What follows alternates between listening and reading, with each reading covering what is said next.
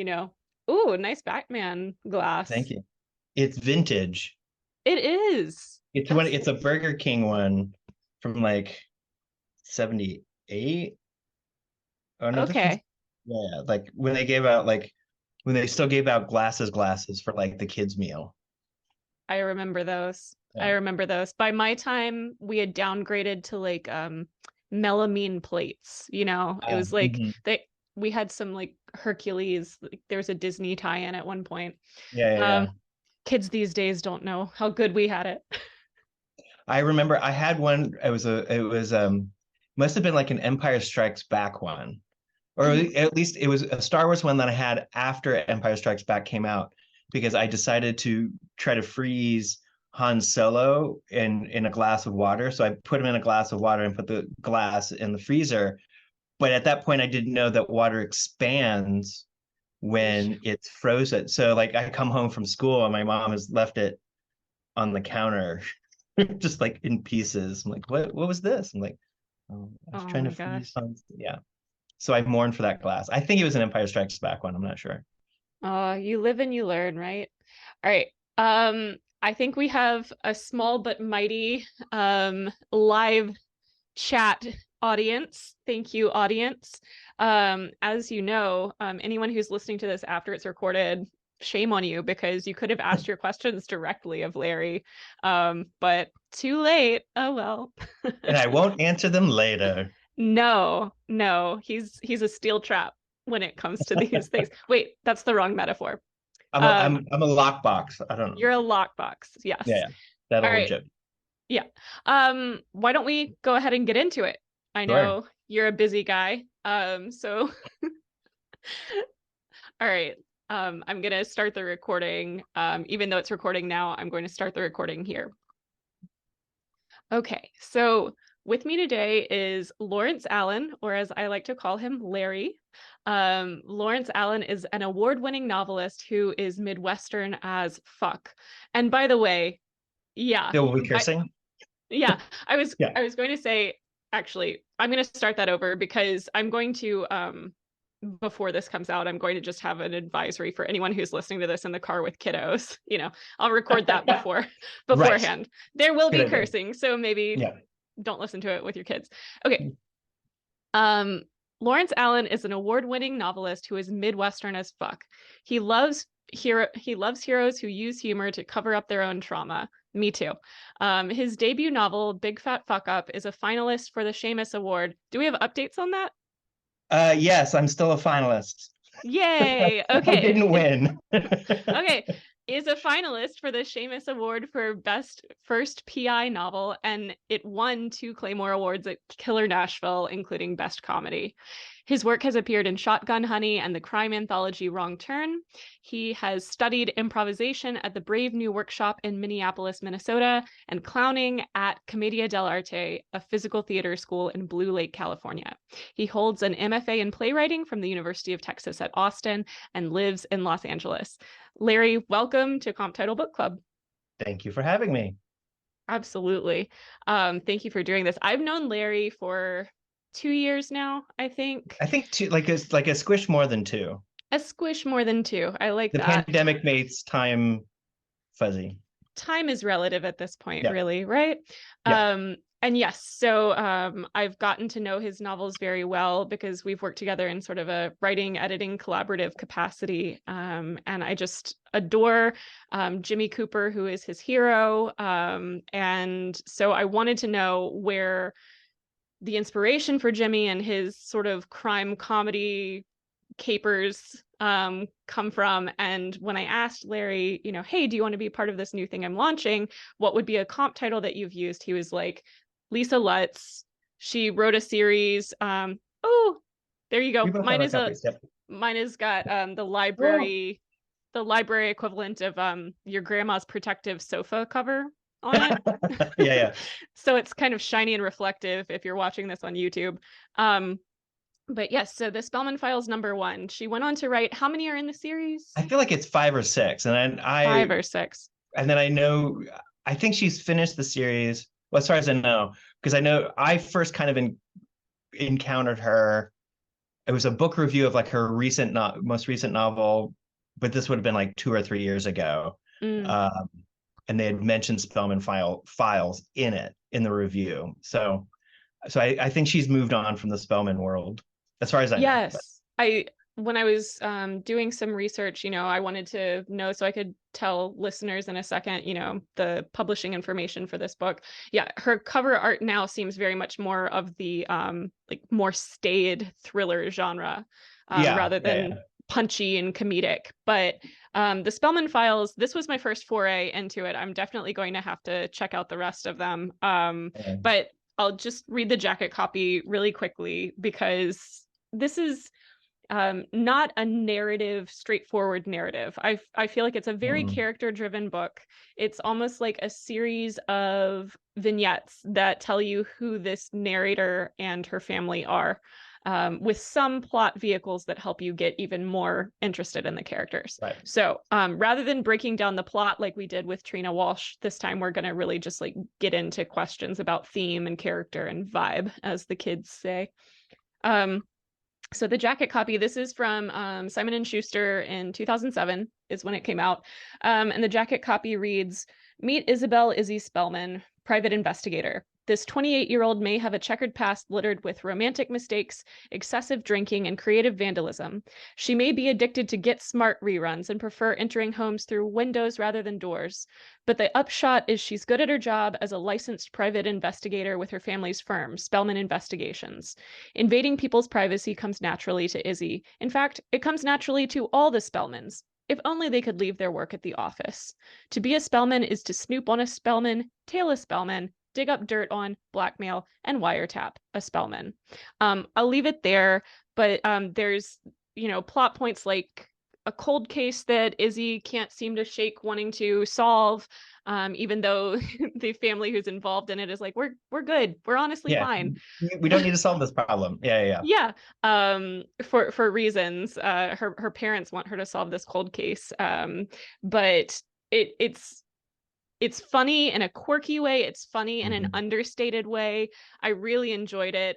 There were moments, a lot of my laughs during this book were like, heh, but there were some uproarious moments, especially she's the middle child and feels like she has middle child syndrome. Yeah, Um, my favorite character was her younger sister, Ray, spelled yeah. Rae, sort of named after her uncle Ray, who was supposed to kick the bucket and then didn't. Um, He just can't seem to die. cannot seem to die, even though he's like picked up a lot of bad habits along the way. Yeah. Um, just Ray's ginger ale habit. She likes to emulate her older sister and goes to the bar that Izzy frequents. And every once in a while, Milo, the bartender's like, "You got to come pick up your kid sister. She's here again." She cannot be at this bar right now. Yeah. Yeah, I will lose my liquor license. So you talked a little bit about how you discovered Lutz's novel, but obviously this is not just about books that we enjoy, but books we compare our own work to. So what parts of the Spellman Files do you feel are most comparable to the Jimmy Cooper mystery series? So one of the reasons that I used it, like one, I'm fascinated by how like it's clearly a mystery book and it's clearly using the tropes of the PI and stuff like that, but like just how it's structured. I just reread it recently just to be prepared, and like it's what I love about it is that it's not structured as a typical mystery. We don't have the case at the beginning and we go forward. So there's kind of some literary ambitions to the writing that I really appreciate.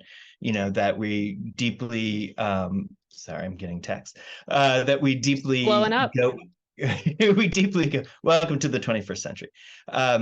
We deeply go into character exploration, character conflicts, and stuff like that. So there's this rich terrain of familial conflict that I really like, and I feel like that's important for Jimmy's books, is that there's a cast of characters that in part is his family that is deeply flawed.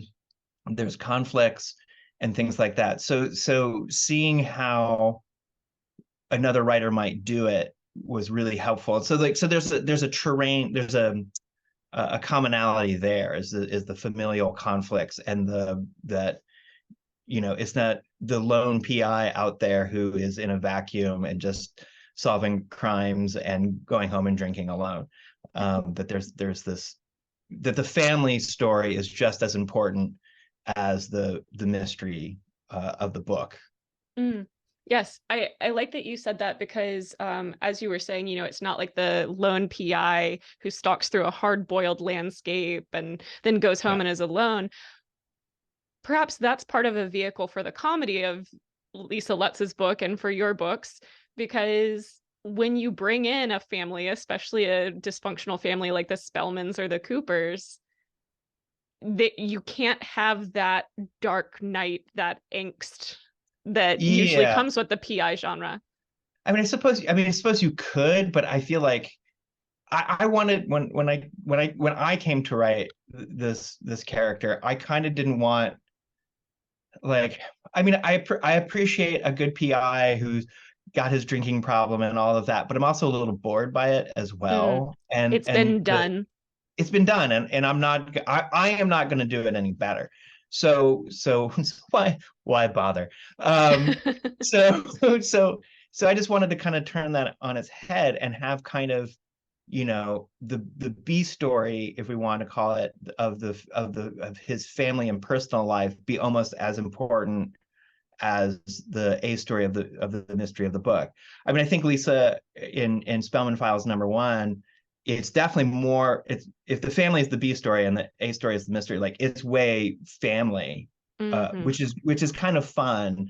There's another mystery in there too that is kind of alluded to very obliquely in the structure of the novel, and it's not kind of until like the last third that you kind of even get a sense of like what is actually the real story, and I kind of Yes. appreciated that. So the structure of the book is also kind of peeling away layers. Now that's where she and I differ. I'm a little more straightforward than she is, Mm. um, but I kind of really admire how just layered and his, like, moving in time, the book does. And yeah, I just think like there's a lot going on, and I really appreciate it. It's not just a straightforward narrative. Yes. Yes. Um, and for without spoilers, the mystery that you're hinting at the beginning is we learn, I wouldn't say in the exposition, that she's sitting down speaking to a detective with the San Francisco Police Department, Yeah, San Francisco being where she lives. We don't know why she's being interviewed by a detective, and we don't yeah, learn that until later in the novel. yeah, And so that too, you're right, is sort of creating a dramatic vehicle for, okay, yeah. what's going on here? There's some tension going on because, like, in a lot of cases, the mystery novel is structured of like, here's the body, who did it, and that's the sole tension.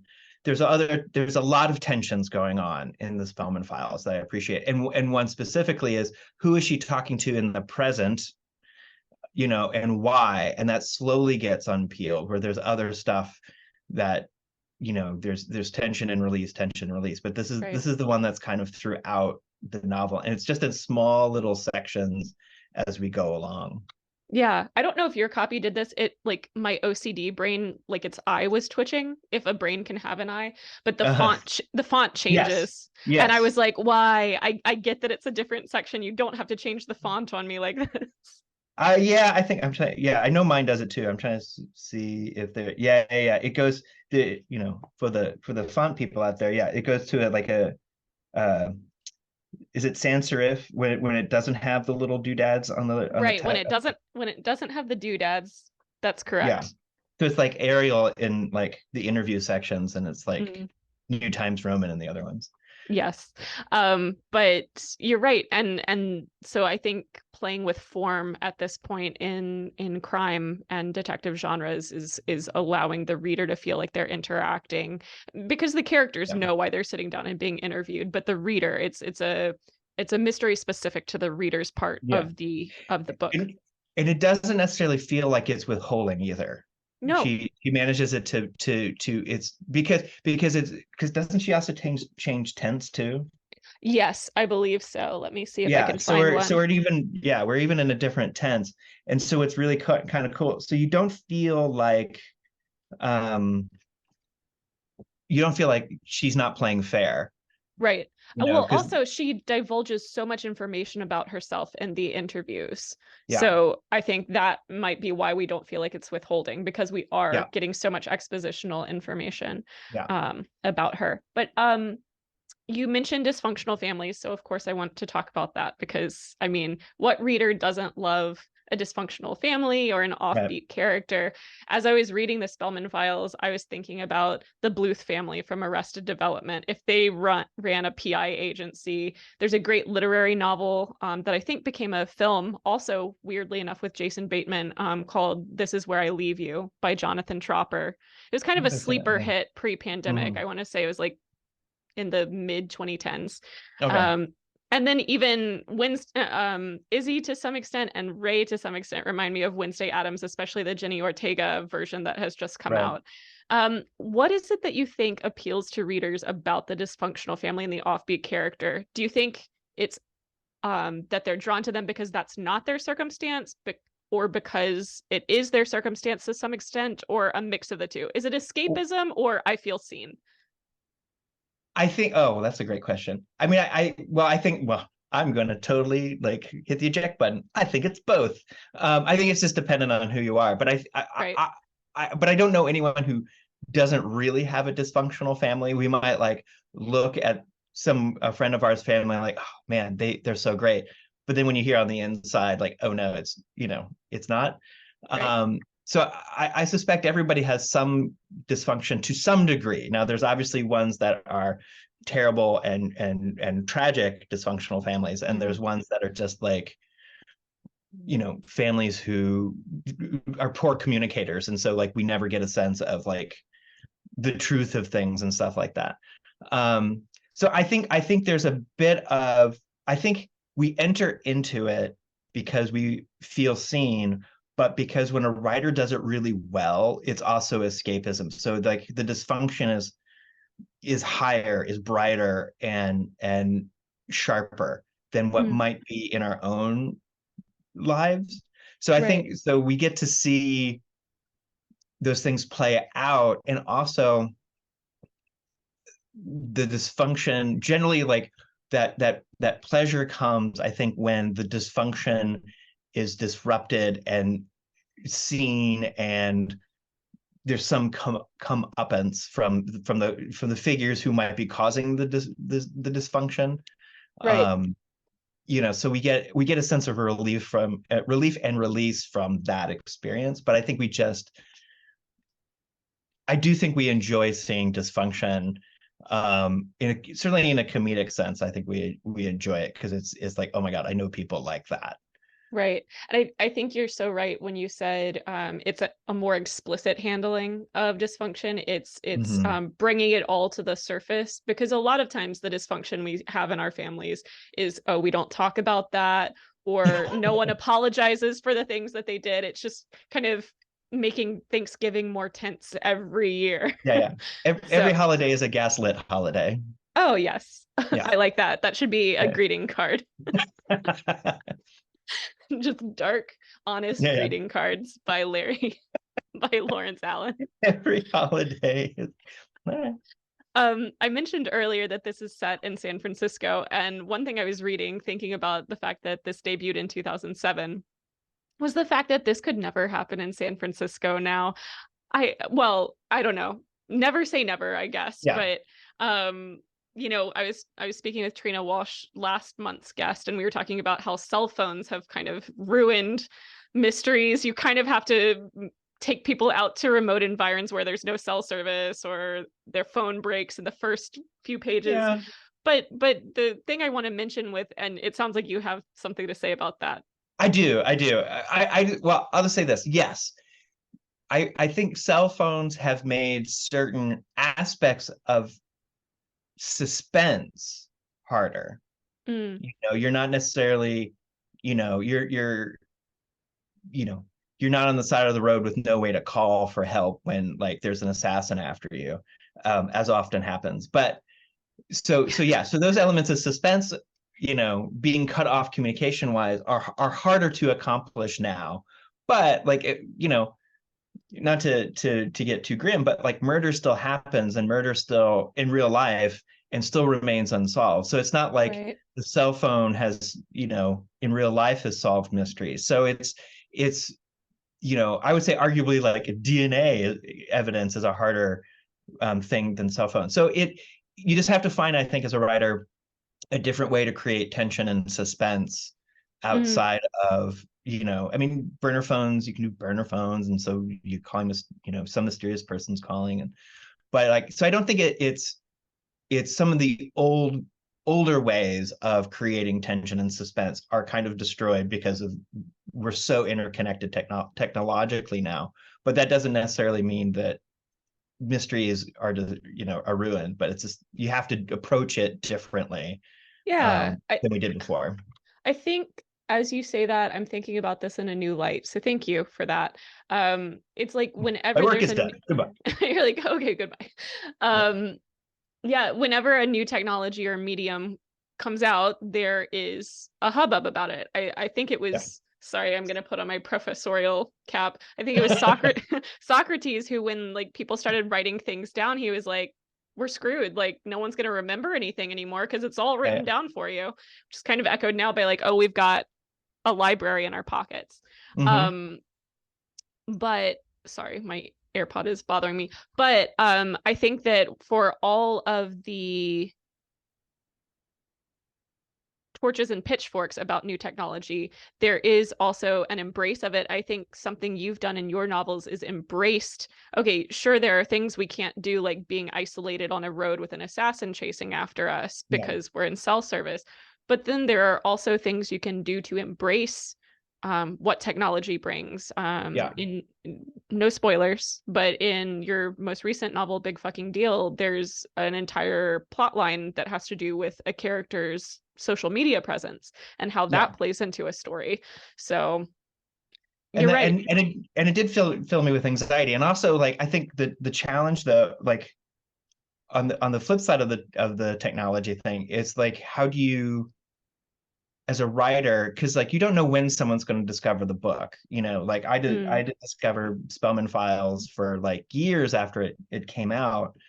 So I'm also very conscious of like not being too of the moment with technology, because like technology can also change in a heartbeat. Um, so like I don't want, like, I'm trying to figure out this other novel idea standalone, and like I keep hovering around crypto technology, and I'm just kind of like, ugh, because I already feel like crypto is kind of past its time in some capacity. right. Um, but like, so it's this kind of like, in 10 years, if I base a whole novel on TikTok, in 10 years, will someone pick it up and go, TikTok, TikTok, TikTok, oh yeah, it was that thing. So I'm also kind of aware of that. So, Right. you know so it's kind of a juggling act, I think, as a writer, trying to tell a story that is compelling, but not so built on a foundation of something that might be irrelevant in a Mhm. certain amount of time. So Right. you know it's a It's a path. balancing act. It's a balancing Absolutely. act. Yeah, yeah. Yeah. Well, and to speak of location as character, what I was going to observe is just that San Francisco now is so tech centric, so expensive. But I do feel that I felt nostalgic for a San Francisco I'll never see because I never Right. visited it before. I don't know, 2018 was the first time I ever went to San Francisco. Yeah, Um, yeah. but it's such a character here in and of itself. There's a situation where the younger Ray, the kid sister Ray, sends Uncle Ray. No, there's a point where someone is sending Uncle Ray on sort of a pivot around San Francisco, Yeah, yeah. and he is like, I'm not following all of these clues anymore. I'm sitting down at Fisherman's Wharf and I'm having some clam chowder and a bread bowl. Yeah, And yeah. I was like, this is so quaint and so San Francisco as it used to be, I have to imagine. And I mean, similarly, oh, go ahead. well, no, but I think what would be interesting, because I mean, I'm trying to remember the last time I was there was maybe 6 years ago, and the first time before that was maybe five. And like, I feel like you could still do the novel set in San Francisco, but like but then you might have to like have that duality of like, the robot cars and the Yes. Spellmans who've lived there forever, so like Right. that two things.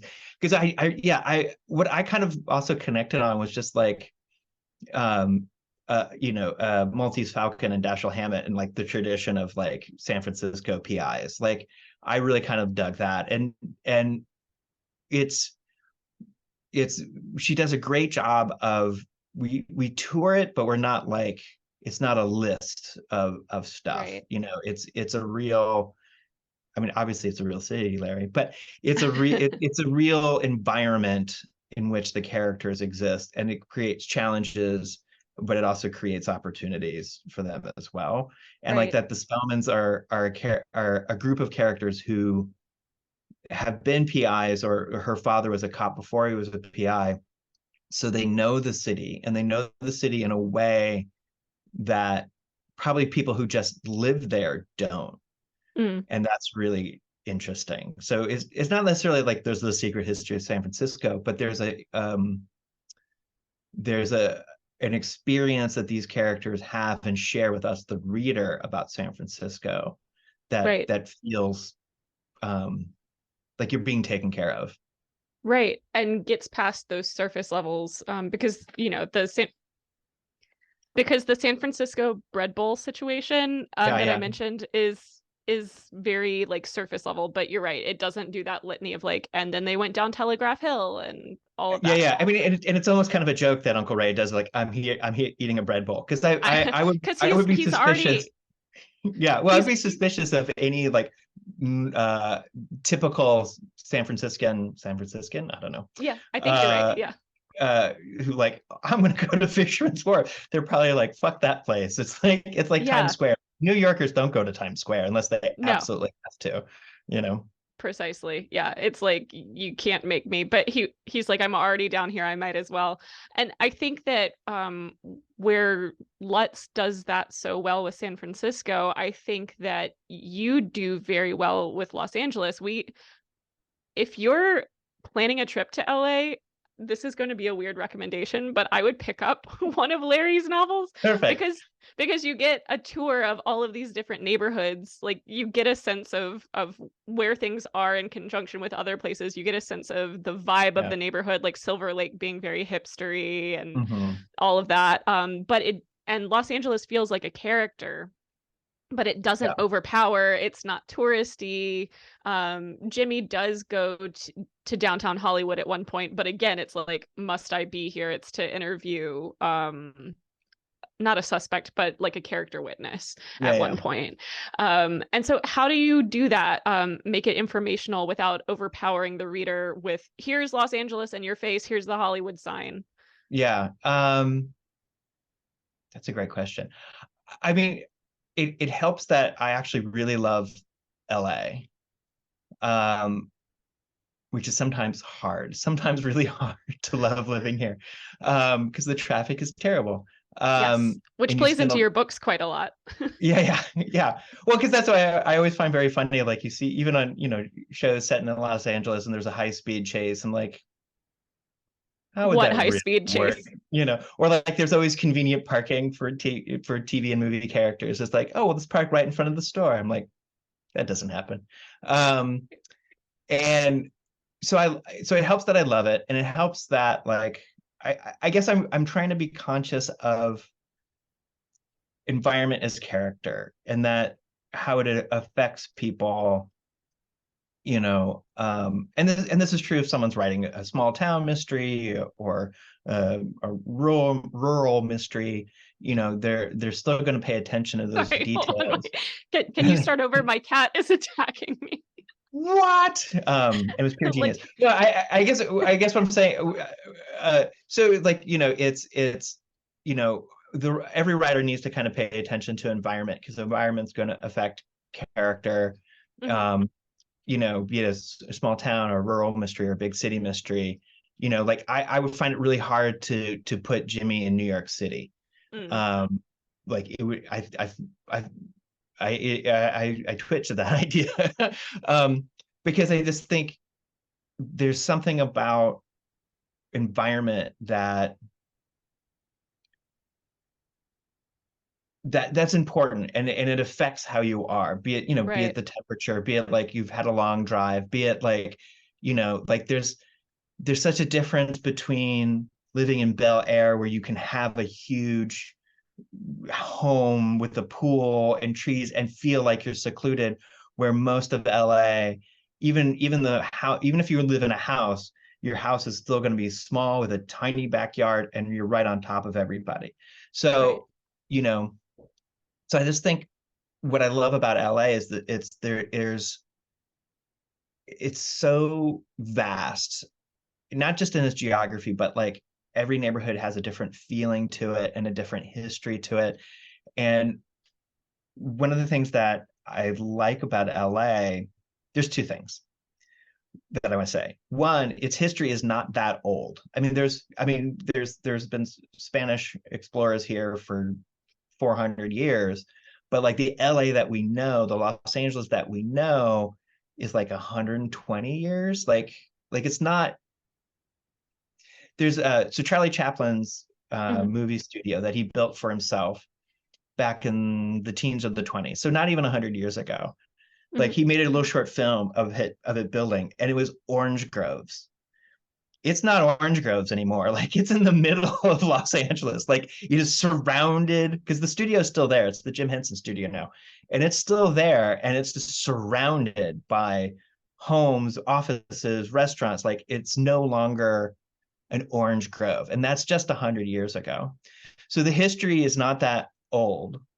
And then there's also this feeling that I get anyway with Los Angeles, that it's kind of, because we come here because we want our dreams to come true.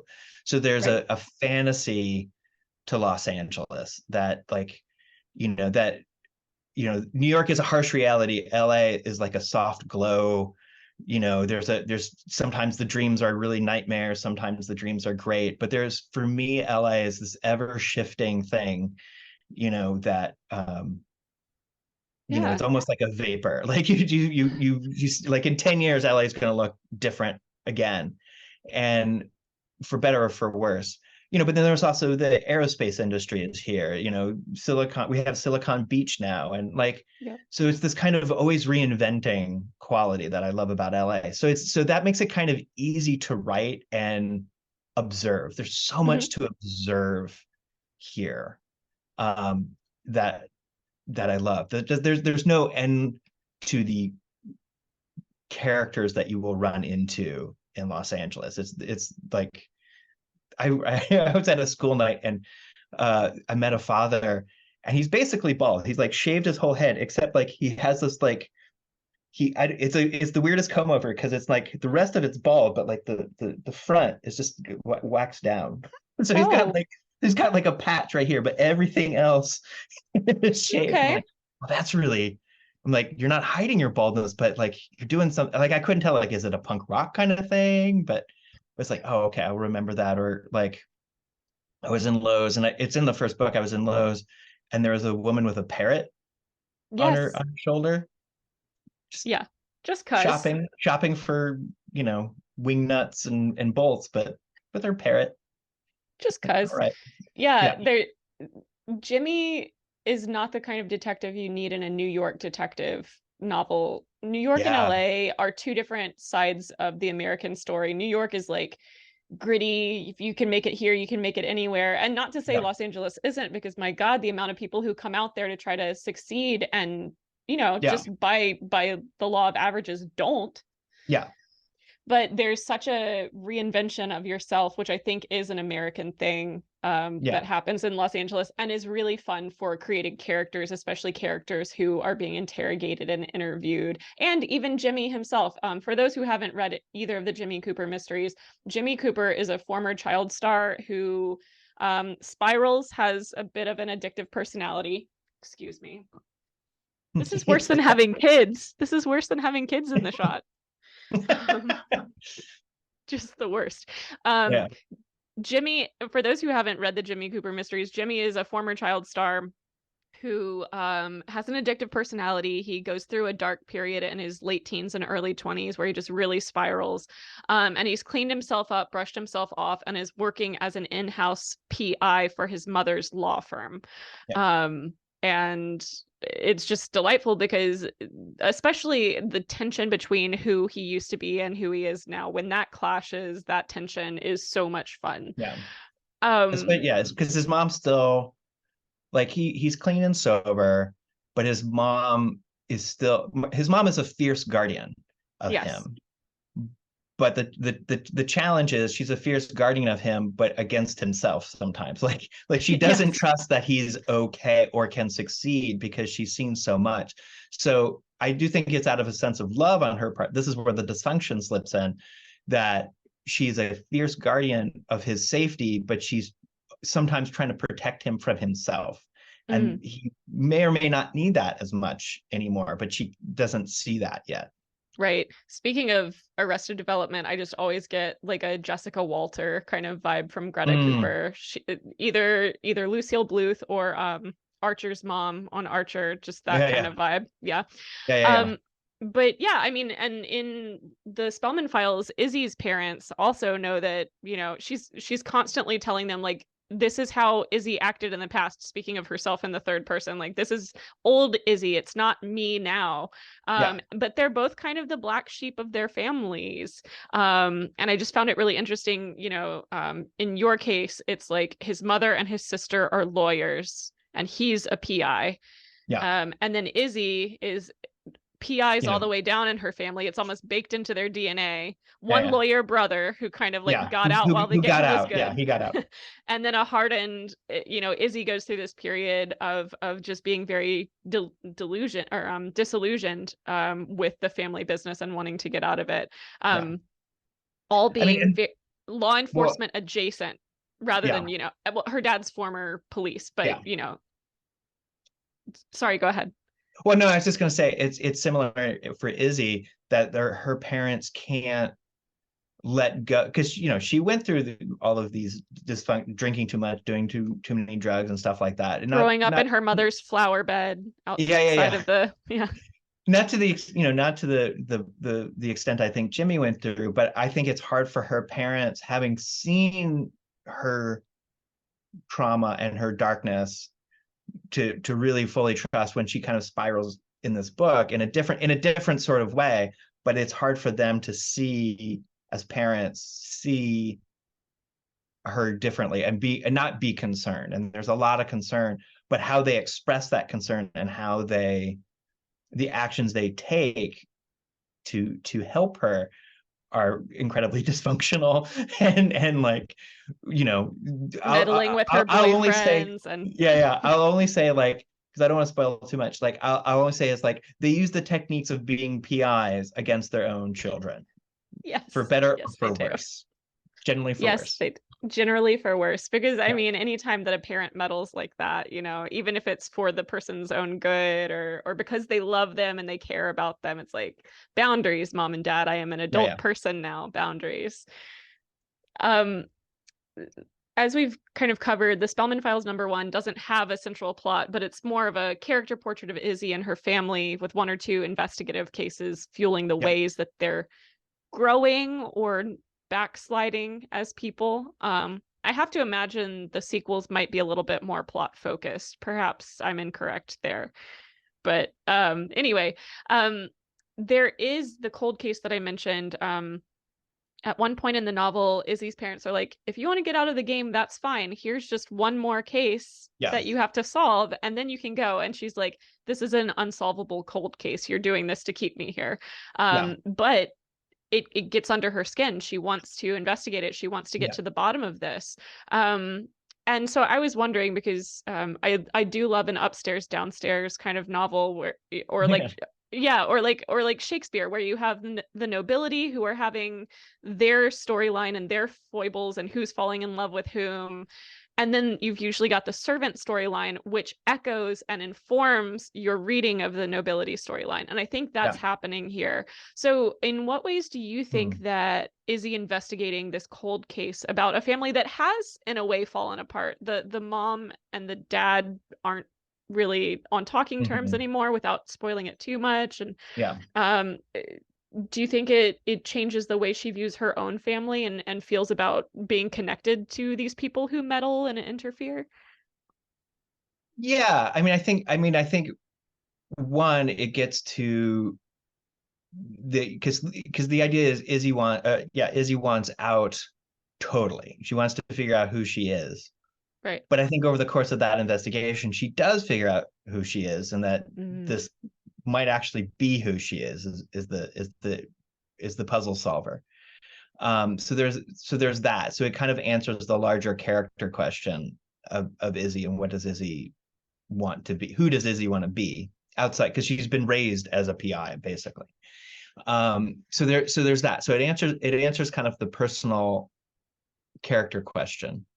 And I think her seeing how that family functions, and maybe she realizes her family isn't so unique in that way of the dysfunction, and just trying to make the best of a situation. And which maybe that also speaks to the larger question that you were asking earlier about dysfunctional families. Why do we want to read them? So maybe we're not, it goes back to we are seen, hmm. we're not so unique, and we're not so weird.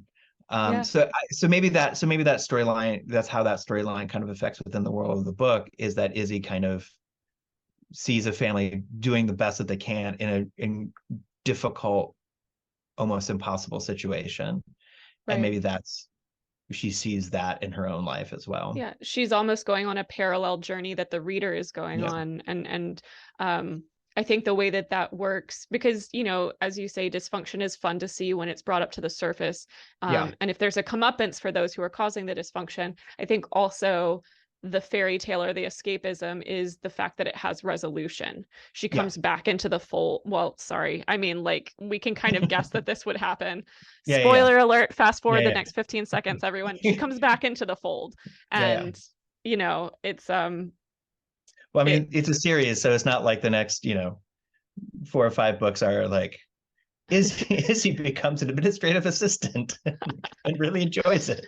the Spellman Files, in which she files a lot of files. Yeah. Yeah.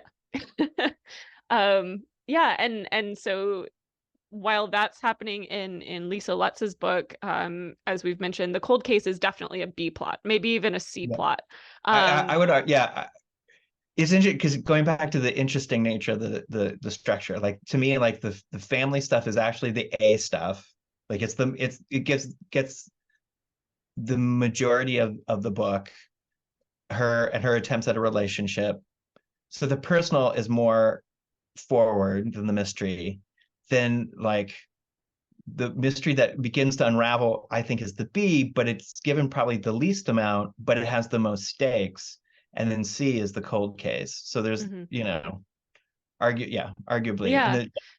And then I'm trying to, because I would argue in your books, they're almost on equal ground. But if we're talking like this is a writer's room session and there's got to be one that is superior to the other, which is the A plot and which is the B plot in your books? I would think, if I had to pick, that the cases, Jimmy solving the cases that are given to him, is the A plot, and that informs his relationships with other characters, especially his family and potential Yeah. romantic partners. Yeah, I would agree with that. I think it's almost 50-50. And sometimes when I go to like mystery conferences, I almost want to say, I don't really care about the mystery.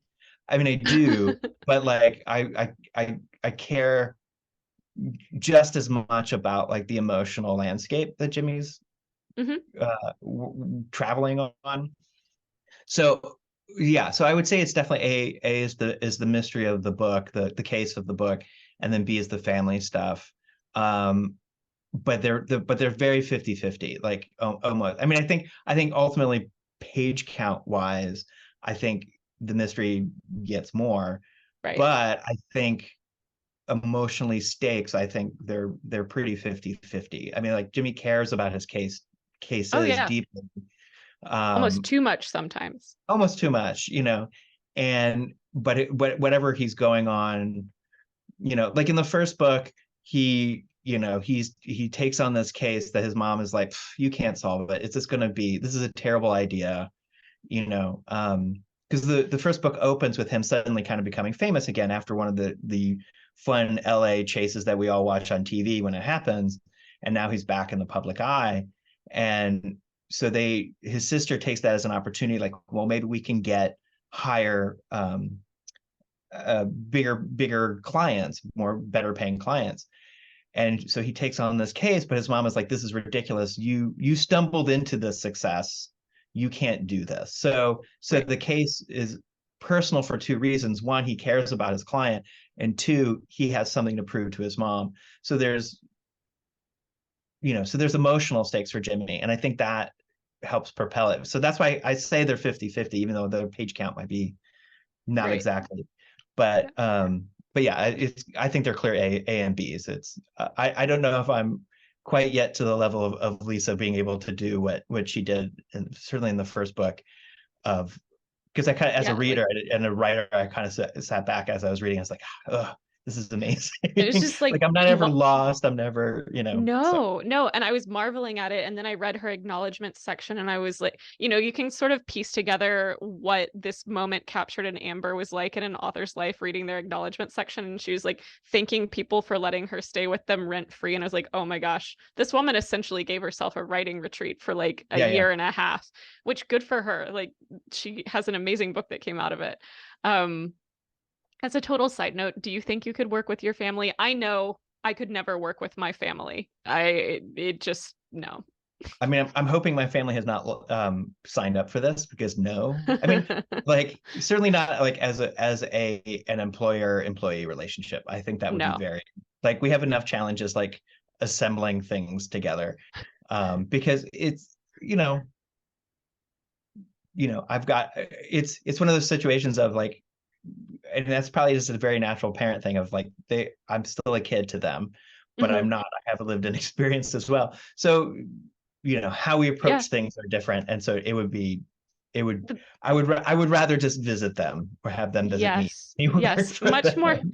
Much more pleasant when you don't have to blur the boundaries of like, are you my dad right now or are you my employer right now? Yeah, And God, the Spellmans, they live in the same building where they have yeah. their offices. There is no work-life balance. They can just Well, go that's what down to when you were mentioning the upstairs downstairs thing, is like, oh, there's kind of literal That's in the true. house. Yeah. That the offices are one floor, and that everyone, because it's like a 3-story house in a basement. Yes. So Yeah. like there's all these different stuff going on upstairs, and Izzy lives in the attic.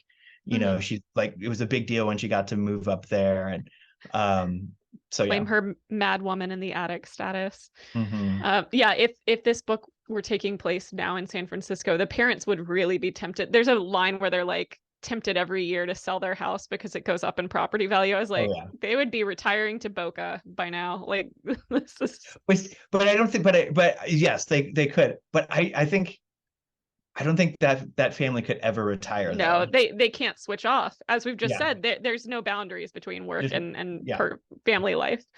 Yeah. Um, if it's okay, we've talked about crime, we've talked about dysfunction. I want to switch gears and talk more specifically about comedy, which is one Sure. of my favorite things to chat about. And I feel like reading this book, as I said, there were like chuckle moments and then a few laugh out louds. Lisa Lutz's sense of humor really seems to come from developing quirky or outlandish scenarios. Yeah. I recall one of Izzy's boyfriends, one that we specifically meet on the page. There's a moment when he thinks her meddling parents don't approve of him for racist reasons. Like Right. he thinks that they don't like that he's Guatemalan American, when really it's that like her mom really doesn't trust dentists. She's seen too much in a Dateline sort of way, in a 60 Yeah. Minutes Yeah. sort of way, and he's a Well, I dentist. think, and then didn't she also say that she had a case? I think there was a case too, Yes. that she had to deal with Yeah. a dentist. Yeah. Yeah, where a very not very good dentist, a very bad man, was using laughing gas to take advantage of Yeah. patients. So Yeah. she's like trying to protect her 28-year-old daughter, who's like, Mom, lawyers are not my type, even though you keep trying to set me up with them. Just Yeah. let me have this dentist. He's got the Yeah. entire Get Smart back catalog, which makes me really happy. But okay, so quirky humor there in that Yeah. scene. Do you think that there are any pitfalls that you have to look out for when you're writing quirky comedy? My guess is making sure not to go too over the top, or if you're going to go high concept, making sure there's something to ground it. Um, Yeah. I think. Yeah. I think the ultimate challenge, I think, is that you need to there still needs to be an emotional truth, because it's not even just that they're quirky characters, it's that their quirkiness creates a situation where they're misunderstanding. So so like that, the Guatemalan versus dentist thing, like because no one's saying actually, but it's just how behavior. So everybody's misreading the situation. So Right. it's the misunderstandings, and then the release of, oh, that's what's really going on. Like, so there's that. So I think you can go over the top, but I think if there's an emotional core, which is what I think Lisa does really well Yeah. in the books, her parents are worried about this guy because he's a dentist, because they know through their own experience of dentist could be a terrible person. He's experienced racism in his life, so that's what the lens are. So there's an emotional truth to the situation, but it's creating misunderstandings because of the nature of the characters. So I think as long as there's I appreciate when humor is arising from character rather than set up punchline situation. Like, Right. I don't mind that. Like, there's the three camera comedies that I still enjoy, Yeah. but the ones that last of three camera comedies are the ones that have the characters have a real emotional core and a real emotional wound that's at the heart of them. Right. Like Cheers is on my mind because Frasier's coming back. Why is Frasier coming back? But What? Oh, everything yeah, old yeah, is yeah. new again. Reboot after reboot. Yeah. Frasier's coming back on. Why am I? I'm not going to plug Paramount. People can Google it. Frasier's coming back. Thanks for the free advertising, Larry. Yeah. God damn, what's wrong with me? Paramount's not plugging my books. They should. They Anyway, go should. ahead. Which reminds me of their movie Fletch. Anyway, but like, so Sam Malone on Cheers, the main bartender, like, he was Yep. an alcoholic and he's running a bar. So there, and he's still an addictive personality. He sleeps with thousands of women. So like, so it's still funny, but because there's a real human being behind it. And so you could go far, but as long as there's some emotional tether that the reader can connect to, I think. So, Right. I think is why slapstick works. I think, I love the Three Stooges, but like, because even though they might not feel like real characters, we see them in pain, we see them want things, but at the same time, those only work for 15 minutes. Right. Their movie, like, people might disagree, but their movies aren't as good as their shorts. And so it's just, you can't, that's so where you want to, yeah. You want the Marx Brothers more for that. Like, give me Duck Soup if I'm going to have to watch like a full length movie. Yeah. Right. And even then, and I think Duck Soup's the best of them. Even then, it's still kind of in slices, but they're still, Yes. but they feel more real than the Three Stooges. Not that this needs to get into debate, which is better. They're both equally amazing. Both. but like Groucho and Chico and even Harpo do have a more, do I want to say that they feel more real? I guess they do. Certainly, I think Groucho has a more grounded quality, even though he's got a literal painted mustache. There's like a self-awareness almost. But yeah, I mean, not that that's the same thing as having an emotional core. But yeah, no, I see where you're coming from. I think when we relate a little bit to a character rather than just pointing and laughing because they got a pie to the face, then it's definitely a little bit more of a connection, and therefore we laugh because we're rooting for them, or we're like sad laughing. God, I mean, we could go down a rabbit hole about cringe comedy. Yeah. A pie to the face means nothing if we don't know anything, if that character deserved it or didn't deserve it. Precisely. So it's just a pie. Like, so it's yeah. I think you have to have an emotional connection, and I think that's important for the writer as well. Like, you can't. I think anyway, if you're kind of not really feeling it, then I don't think a reader is going to feel it either.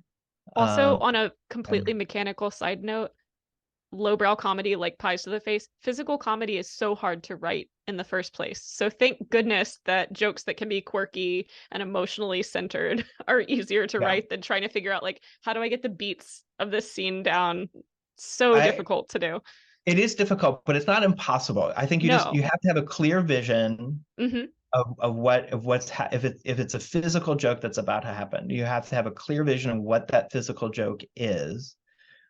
And I've done stuff, and so like, and I will labor over that stuff, like clear vision of what it is and the timing of it. And so I kind of make a point. I'm a huge fan of short paragraphs.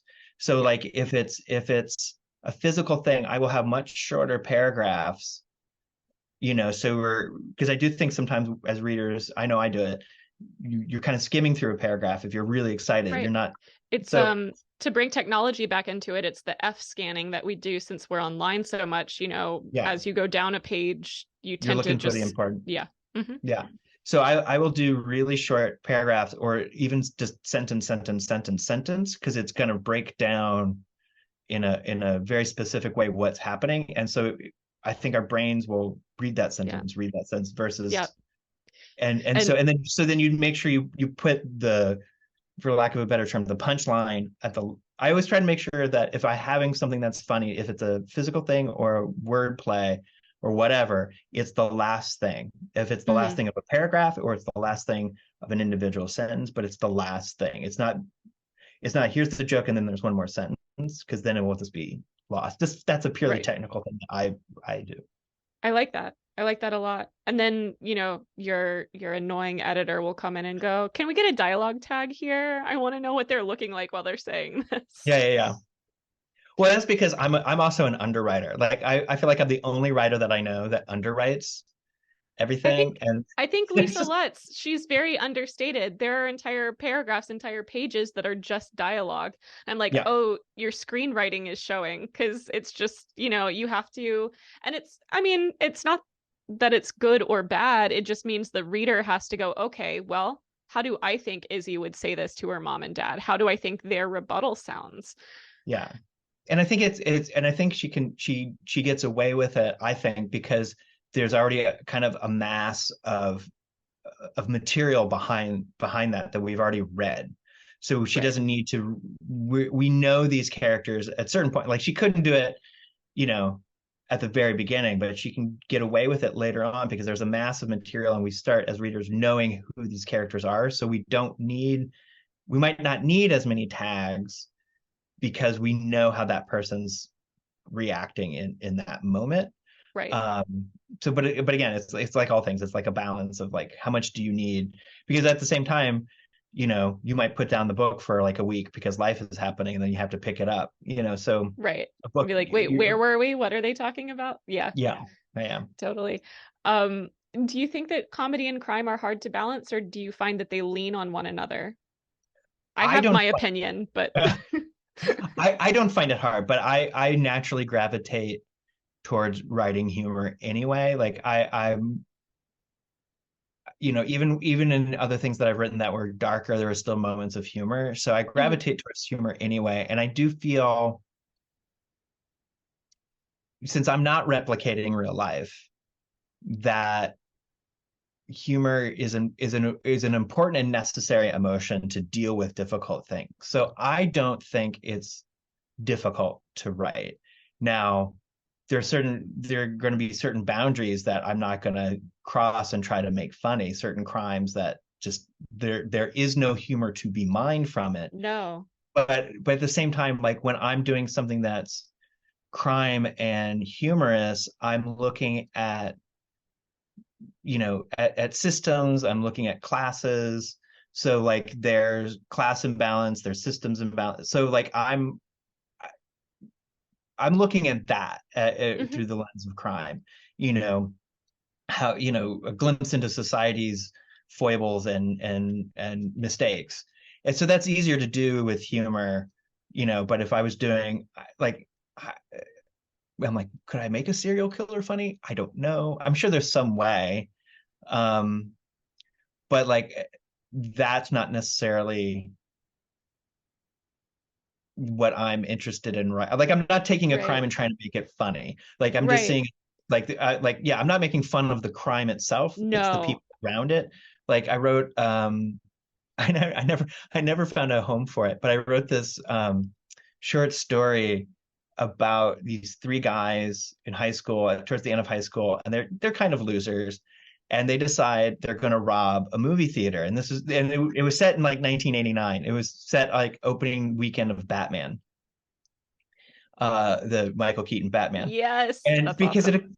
because it occurred to me, it's like, now I'm always using my credit card to pay for my movie tickets, but back then, like, everyone's paying cash.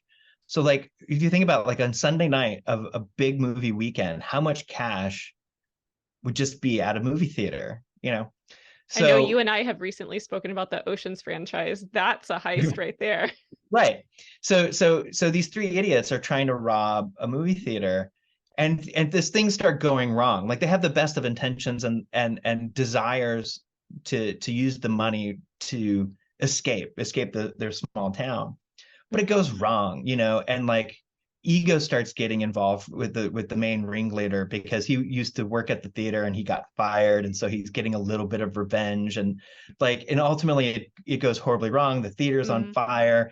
One of them is basically mortally wounded, and the other girl that was working the concessions counter, she ends up with the money, but everyone thinks the money burned up, like spoilers. But like so it's not that I'm making fun of the crime, I'm making fun of the people who are committing the Right. crime. Or in the case of the books, like it's the like in the first book, there's a clear class distinction between Jimmy and some of the suspects, that they're upper class rich people. So those tend to be the targets rather than the crime itself. Right. I think that's wise to do it that way, balance it. And because if you're making fun, even if you find a way to make fun of a serial killer, Yeah. to do that, you have to zoom away from the victims, Yeah. which is not fair. Yeah, So it's not yeah, fair. or And I think respectful. and I think also in order to do it, like I feel like you would have to even make it more, it would have to become broader than I want to do as a writer. Yeah. Like I could see, Like I think somehow about, from Oh, I was gonna say like the makers of Airplane, so it'd be a mhm, really, really broad comedy, but like as much as I like the original Airplane, and there's some emotional stuff going on there, like you don't watch it for no. an emotional catharsis. You're You watch watching it it for for the the absolute bits. silliness. Yeah, Yeah. Yeah. absolutely. Yeah, the only thing I can think of is like I mean, we wouldn't say that American Psycho is funny, but there are elements to Patrick Bateman that are hilarious, and they all Yeah. have to do with who he is as a person. Like, I mean, everyone always thinks about the business card scene when they're comparing the business cards Hmm. and whose is better. It's just lampooning that Wall Street But bro. it's a straight up satire. Like it's Yeah. it's a satire of Reaganomics, Mm-hmm. and like what it drives to. So in that case, the one who directed and the I've never read the book. I've only Bret seen Easton Ellis. yeah, that like they're Not a not, woman, but yeah. well, right, but no, the woman directed the movie. Right. Um, I don't know if she wrote the screenplay, but like they were able with the movie to, they're not making fun of the crimes, again making fun of the crimes, they're shedding light, a satiric light on the assholes in that Mm-hmm. world. So when Jared Leto gets it, like, if it wasn't the Jared Leto character, we wouldn't find that scene. Right. He's talking about Huey Lewis and dancing around in his plastic thing. We wouldn't find that moment funny. We're still No. horrified, as rightly should be, but like there's humor leading up to that moment, even though we know what's coming. And Right. so there's a satire going on in that. I mean, it's like, it's interesting to me, like the discussion, the difference between like, oh, we're talking about drama and we're talking about comedy. In some ways, in drama there's drama, but in Mm-hmm. comedy there's such a wide range of kinds of comedy, Mm-hmm. parody, satire, send up, broad comedy, character comedy. And so like there's such a range, so American Psycho is still a comedy, but it's a satire. And so it's got a Yes. narrow focus on stuff. Yes. Yep. Um, well, thank you. Because I mean, I could talk about comedy with other all day. Yeah, we should Yeah. just drive in vintage cars and go get coffee somewhere and talk about it. That sounds like a really good show concept, I think. Yeah, maybe? Sure. I bet you no one has ever thought of that idea before. No, no. No. Certainly no one who has a vaster collection of cars than I, Or which a vaster fortune. yeah, exactly. Yeah. We're here in my silver Honda Civic. I'm just kidding. We're in my Subaru Forester heading to Oh, right. Starbucks. That would be a great YouTube series, just like Yeah. beater cars, like Duncan near the airport. Just like on tricycles. Like, Amazing. with like I used to have when I was a kid, my tricycle had like a giant flag, like the plastic thing with the flag on top. Oh So I yeah, guess on my the parents back. could see me. Yeah. So I guess so my parents could see me down the block. But like But you also must have felt so cool. I didn't have that. I had like the sad little streamers on the sides that got tangled and you had to like what I anyway. really wished I had was a big wheel. I had a friend that had a big wheel. Oh, And like that was really Danny in The Shining, that kind of trike. yeah. And Oh, you so could cool. do it so you could pedal really fast on the big wheel and then like pull on the brake and it would like spin around like that. It was awesome. Tokyo drifting on big wheels. Oh yeah, So it was cool. awesome. Yeah. To pivot away from big wheels, I did want to ask because obviously we've talked about Lisa Lutz comes from a screenwriting background. We've talked a little bit. We can talk more about your background with working in writing in Los Angeles, in TV and film, or just television. I listen, I spent a lot of time trying to break in. So I wrote a lot of pilots that Yes. got me lots of meetings, which is fun. You always say yes when they ask if you want water. And it's great. Like you pull up to a studio lot and they're like, "Do you have an appointment?" And you go, "Yes, I do." And they're like, "What's your name?" And you give them the name and they give you a visitor's pass and they point you to the parking spot that you're supposed to use and you go and you do the meeting and you realize no one's asking me to leave. I could just wander around if I wanted to. Have you? Um, a little bit, but then Nice, I also was nice. like, I'm going to get into trouble somehow. See, that's the Midwestern in me. Like, I'll get into trouble, so I shouldn't wander Warner Brothers too much. But it's super fun writing onto a studio lot. Where was I going with this? Oh yeah, so I did lots of pilots, lots of meetings, but I never quite broke in. Mm. Um, and during the pandemic, I kind of I had a lovely pandemic. It was really good for my It's soul. restorative. Your skin glowed. It was restorative in the sense that it kind of clarified that because at a certain point I was not enjoying writing anymore, and I started writing prose. And because like, well, no one's gonna buy it, I'm just writing for fun. And so at a certain point in the pandemic, it's like, and I had threatened to turn because Jimmy, the first book, Big Fat Fuck Up, was actually a pilot. And it did really well for me. I got great meetings and people going like, "This shows you could really do it." I'm like, "What? You're going to hire me?" No, no, they did not. So I did, yeah. So I turned into a book, and it was just so much more. It was hard, but it was a lot of fun just writing for myself. And then what's also fantastic, because a typical pilot script might be just 58 pages, maybe 60. Like you got that. Right, because That's all it's you like get. a page is 1 minute of screen time, roughly. Generally, yeah. Yeah. And like, and in sometime in TV pilots, it can be even less screen time per page, but Mm. generally around 60. I always told people that for me, TV pilots were like a haiku. Like it's a very formed, you have a very specific form. Hmm. You can do whatever you want within that form, but you have to, especially if you're trying to break in. There are rules to it, the There structure there of it. there are rules, but in the sense that when someone is picking up your script from a pile, they want to know that you know what you're doing. So if you're not conforming to standard format, screenwriting format or TV writing format, that's a great reason for them to go, "I'm not going to read that," because they have so much to read that Hmm. any reason to not read it, they will take. Oh, there's like 5 misspellings on this page. Fuck it. They're not going to spell any better. Yep. Oh, they're not using proper, This is exterior, interior. sounding very like literary agents, with Yeah. the slush pile. Yeah. Yeah. I mean, that's the thing. You don't want to, so you need to know that form. You can do whatever you want, but as long like if you're writing a network pilot, your dream is to do a network show. And so you need to know like, okay, a network show will have 5 acts.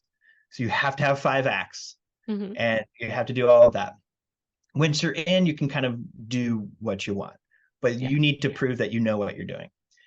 But then when I turned to a novel, it was suddenly like, I mean, it is the difference of like writing a haiku and writing a novel. Like, it's like, oh, I get to think deeper. I get to think, I can have as many pages as I want or as few pages as I want. The chapters can be this, the chapters can be that. I mean, like, to bring it back to Lisa Lutz, like, there's so much going on in this first Right. novel to structure and what Her scenes are list done. of ex-boyfriends, just like Yeah, by demographics, yeah, and it's like, including and like, it's a yeah, reoccurring joke and all of that. So yep. um so yeah, so I've had lots of experience writing. I've had lots of experience writing, and so, but this was a big change, but it was also a really welcome change, and it was a really Sounds like necessary change. a rewarding change too. It seems like you've had Yeah, success on the awards circuit, and yeah. yeah, which has been great, but like at the same time, I was just at BoucherCon, which is the big mystery one, and someone came up to me after one of the panels I was on and wanted me to sign his book, and he was telling me like how much he enjoyed it, but also that his son was a recovering alcoholic, and that his son had also read it, and that's like something that I've been Oh. really it was his son's now an actor, so his son now wants to be in the movie from his lips. Yeah. That like so that stuff's in some ways more rewarding than the awards are great, like, and Yeah. it sounds great on a bio, but it really honestly is like somebody coming up to me that I don't know being enthusiastic about the book. That's Yes. feels so amazing. Yeah. Yeah, that's awesome. I didn't know that about that particular reader interaction, but you're so right. You know, I think we've talked a lot. I think that's a good way to sum it up. We've talked a lot about the emotional core of the comedy, of the crime, of why we care about dysfunctional families. It comes back to what resonates with the reader. What is that tether between who's writing and who's picking it up to read it? Yeah. And yeah, whenever I've had people say, I just like your romance novels feel like they're written for like quirky or neurodivergent girls like me. I just feel so seen. I was like, oh, That's thank you. fantastic. Yeah. Yeah, it's made my day every time Yeah. someone says something like that. If I, any of our Oh, sorry, go ahead. I just want to add on that. Like one of the things, because I also read a bunch of like how to write novel books as I was kind of as a way of like arming and trying to feel like I could finish my first book. Right. And I just remember one, and I'm not going to remember who wrote it, but like one of the things that I really walked away from that particular one, was like you always want to have a sense of how the character is feeling about Mm. stuff. So in Hmm. some ways, I'd rather know how Jimmy is feeling and responding than the dialogue tags. Yes. you, Yes. you know what I mean? Like I think that's kind of an understated thing of writing books, is that like we as readers want to know how someone's feeling, even if they're guarded about the feeling, or they're like, I don't feel. But I think we connect with our characters, and so I think it's incredibly important for us to know how those characters are feeling in the moment that they're existing in. Absolutely. Yeah. And to be fair, there have been moments with the dialogue tags where I'm like, yeah, actor business, like that whole sort of thing. But then also like moments where it's like yeah, you're absolutely right. You want Yeah. to know how they're feeling in that moment, because there are 5 different ways at least that someone can say, I'm fine. Yeah. Yeah. Sorry, I just thought of David Schwimmer on Friends, because he's the master of that line. I'm fine. Yeah. So our small but mighty audience, if you have any questions, feel free to drop them into the chat. I've just got one last question before starting to wrap it up.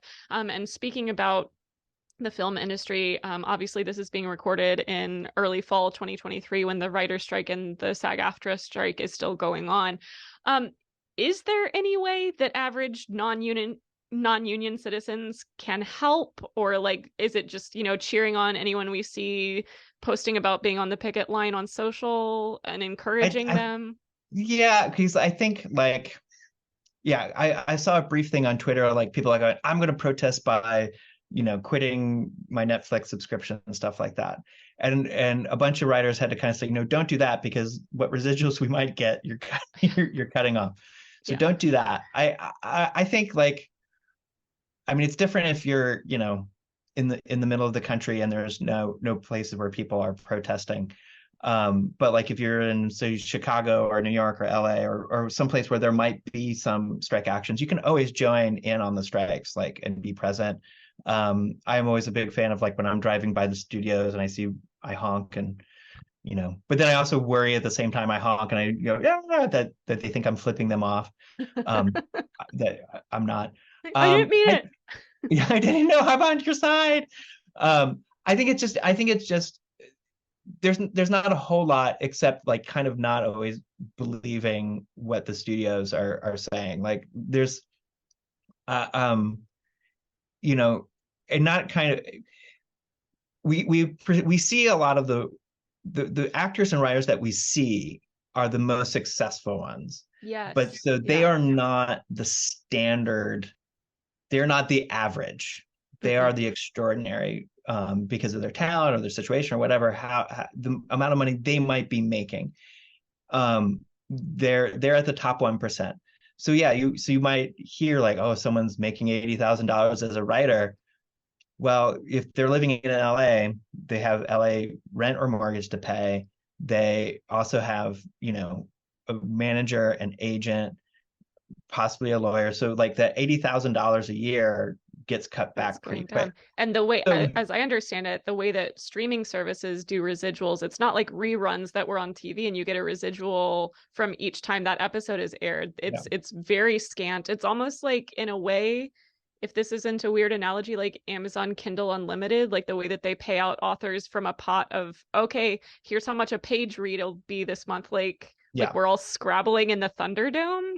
yeah. And the Anyway. thing is, it's you know, I think the question now, this is maybe speaking to a larger thing, is like whether or not that streaming was quite the big pot of money. It's basically what we've changed is like we used to go to a restaurant and like, oh, there's a hamburger, I'm going to eat the hamburger, and that's going to cost me a certain amount of money. But now it's everything is a buffet, which Hmm. is great for the consumer. I only pay $14, but I get to eat whatever I want. But the margins that the owner is going to have is different than like if you paid, you know, the Yeah. so things are different. But to speak to it, what can people do? I guess not a lot. I, support people online, support the writers and the actors online. Yeah. Ask questions of them, be supportive of them. Like, because I do think, artists should be paid for their work. And like, yes, the studios are the ones who fund it, but those billions of dollars don't write a script. Those Mm-mm. CEOs are not the ones on camera. Like, so those billions of dollars are actually worthless without the writers and the actors. Precisely, precisely. Well, I mean, HarperCollins had a very long strike with its employees last year into the start of this year, and they actually finally, the administration finally came to the bargaining table a bit. So hopefully that will happen with the studios. Yeah, Fingers crossed. I think it will. They've lost like $400 million. Like they've lost a lot of money because of the strike. And they're gonna in fact lose more because even if they settle the writers' strike tomorrow, Hmm. like I don't think there's going to be a 23-24 TV season because by the time scripts are written, Yeah. and that's if production can happen because the actors have settled, like what is that season? So all of that advertising revenue, because I don't know if as an advertiser I want to advertise on Risk repeat that. that, Yeah. yeah. Yeah. So there's potentially more to be lost. And what the writers, certainly what the writers were asking for was like, you know well under $100 million for all of it. So I think in some ways the strike isn't, for the studios, isn't just about the money. Hmm. I think it's about creating a certain mindset within the industry about who's in charge and who's not in charge. Where Mhm. in fact, I think it's a collaborative art. Yes, the studios are the ones that are risking the money, but it's the writers and the actors who are like making these things that people spend so much money, not Absolutely. just going to the movie theater, but like you love Iron Man. If you love Iron Man, you're not just seeing the movie, You're buying merch. you're buying Yeah. merch, you're buying all of this stuff. So, you know, was Iron Man successful because they spent however millions of dollars on it, or was it successful because of the writing and because of Robert Downey Jr.? Yeah. What made that really successful? And I would argue it was the collision of the writing and the acting And and the I would directing. agree with you. Yeah. Yeah, Well, fingers crossed there. We yeah. don't have a question, but I do want to share a comment from Lauren H. She says, not a question, but I found everything so interesting in your talk, how the city setting becomes a character of its own, making the dysfunction work in the story, and your structural tidbits about paragraph length and the reader connections. I feel inspired. Oh, So good. just wanted to Great, share that great. with you. Yeah. Awesome. All right. Well, can I ask what you're working on now? You like hinted at something. Well, I mean, You there's can be a lady never shares her secrets. I'm no lady. Um, I mean, there's got to be a third book. So the Yes. third book will be written at some point. Third book will come out. So that I'm aiming for the spring. Maybe late spring. I sometimes do too much. So yeah, so there'll be the third book for Jimmy. And I'm noodling around. Either I'll start in like I will always come back to Jimmy. So there'll be more Jimmy Cooper books, but like I might start another series or a couple of standalones. I have Nice. some kind of spy ideas set in World War II.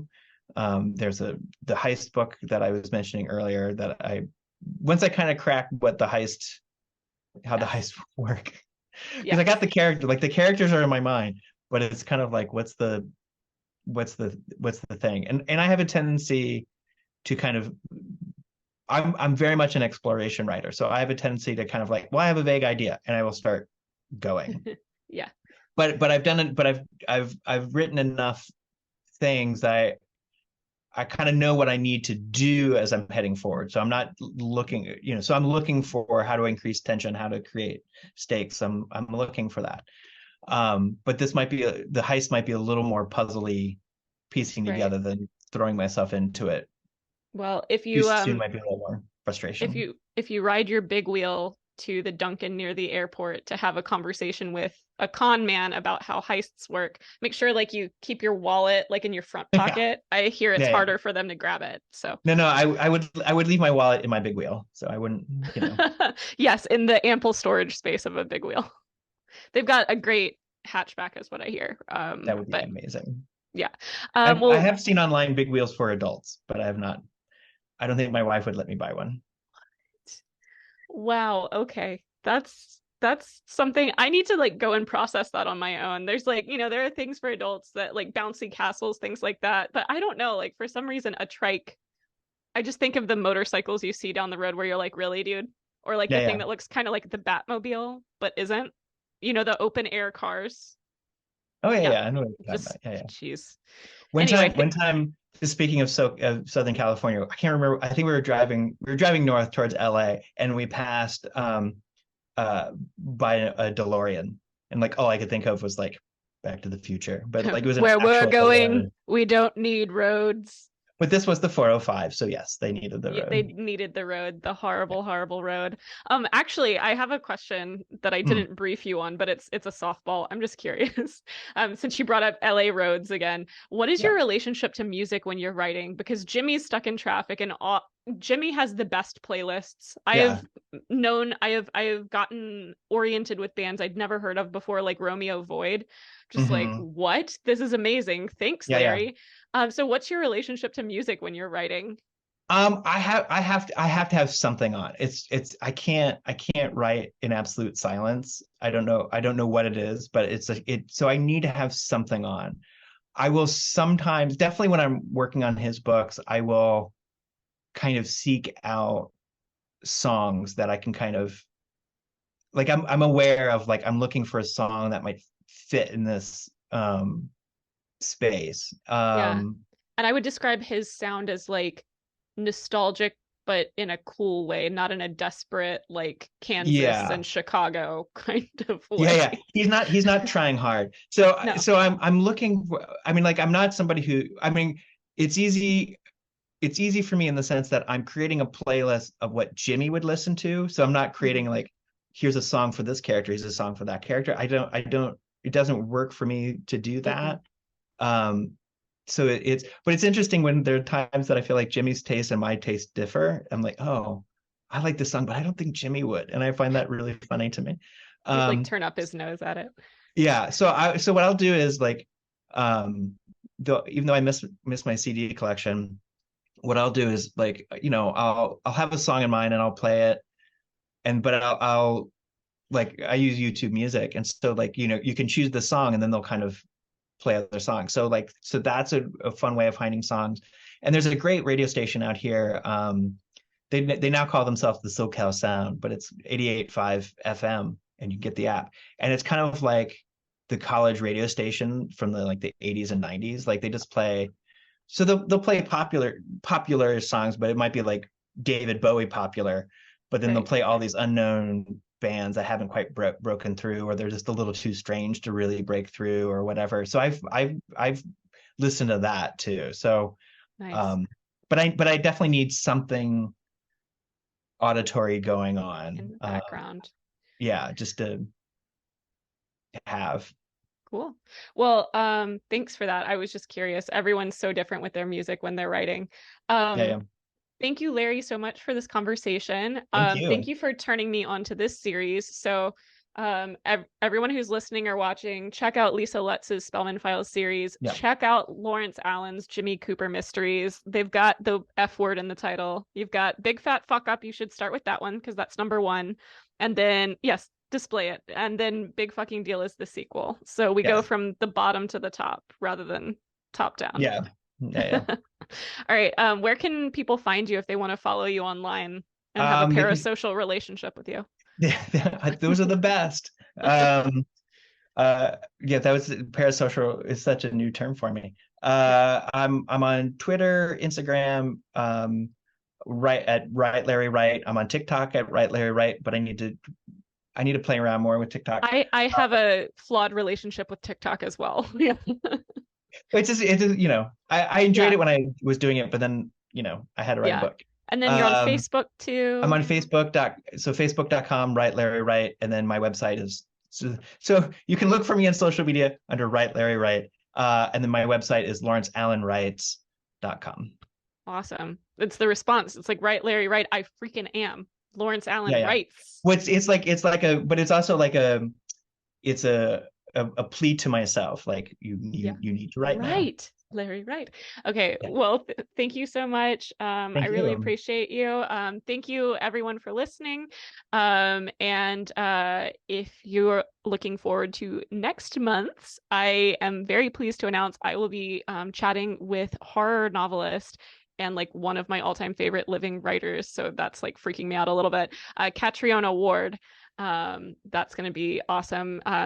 Book assignment TBD, but hopefully I'll hear back from her on that part soon. Yay. All right. Well, thank you so Yay. much. Have a great rest of your day and everyone take care. All right. Bye, everybody.